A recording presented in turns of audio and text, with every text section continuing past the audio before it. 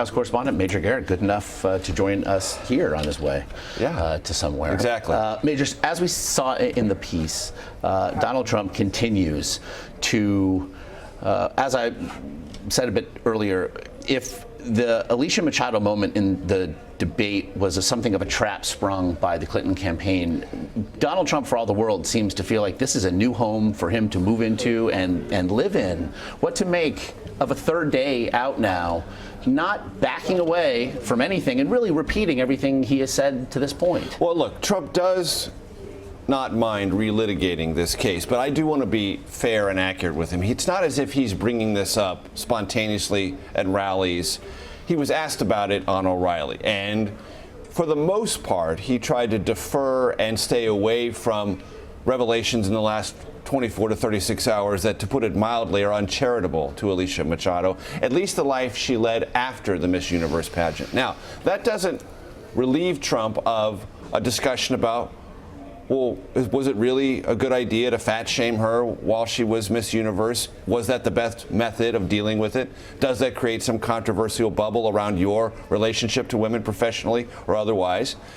But it's not as if he is driving this conversation. He's responding to it. And in typical Trump fashion, if he knows that there is or are a skeleton or two in someone's closet, he'll let them come out and say, hey, you might want to look over there. I'm not saying anything, but you might want to look over there. And there's now a much broader, let us say, conversation about who Alicia Machado is and was at that time.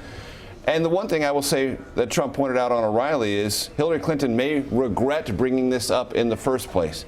He's taking the very long view of this, that over time, this will look like something, as you said, sprung by Hillary Clinton, not as a genuine, legitimate issue, but just something to drive a wedge between Trump and women if she could. And if she can't, it may very well backfire. We'll see.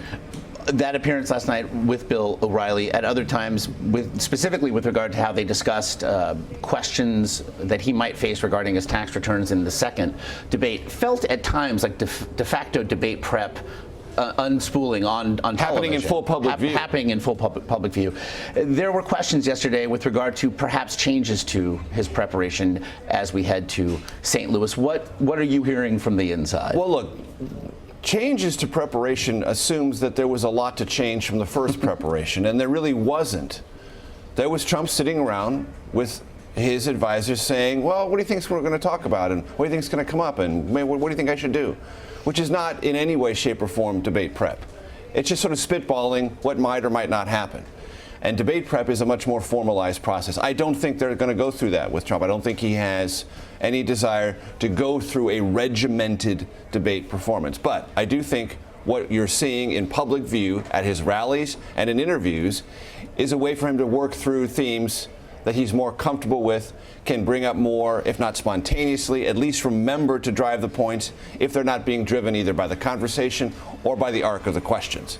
And it's, as I said on CBS This Morning today, kind of like cramming for a midterm in full public view. Yeah. It's an interesting exercise. The one thing about Trump is much of what he does in full public view. There is an odd, unintentional transparency, at least to his rhetoric and his preparation for another big moment. There may not be on tax returns and some of the other things about his private business life, but how he sort of works through the political process. What you see is largely what you get. He then has made it clear, perhaps, that perhaps he won't show the restraint he has lauded himself for showing come debate number two. But interestingly, if the first one played something as a midterm where you have the topics you need to study for, really, a town hall is more like a pop quiz. You really don't know what the average citizens who are in that assembly hall might ask you in the end. Will he look then to go to the places he said he chose not to the first time around, even as he is asked any number of things for which he cannot prepare? I think there's a question about that, and it's unknowable in a great sense. He's certainly preparing to be ready for that. Delivering that in a debate format, delivering that in a town hall format is another thing, and we haven't seen it and we don't know. I'll tell you this, there was a town hall forum at the Commander-in-Chief debate, which was not simultaneous. They were on stage at separate times. But the Trump campaign felt great about that debate, said they won, even though many of the questioners afterwards, when they put specific questions to Trump and said, tell me specifically how you're going to address issue X, and Trump didn't do it, they were dissatisfied, but the Trump campaign thought it was great because his answers were simple, from their minds and point of view, direct and concise. Non-responsive in many ways, according to the opinion of the questioners. And if Trump goes down that road again and average Americans say, please tell me what exactly you're going to do, and what they get is a lot of slogans, that may backfire on him no matter how capable he is at driving other issues at Clinton.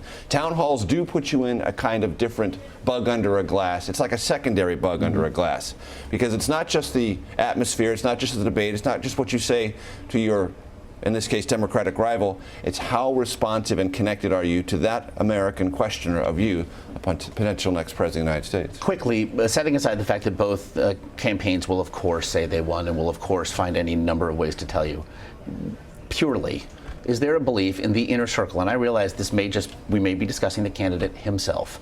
Do they think they won? Trump does. Trump certainly believes he does. His advisors don't think he won, but they don't think he lost catastrophically. They would probably rate him a C+, B-, and Clinton a solid B. And they're willing to say, you know what, in the first debate, the most important thing is that it happened. He was there. And if all you can say is the worst thing that happened is he didn't strike as many chords as he could have, they'll take that. It's an acceptable, less than stellar performance from their point of view. But first debates often shape impressions of the next two, regardless of what happens. And the general impression is Clinton was better than Trump, and that's not where they want to be.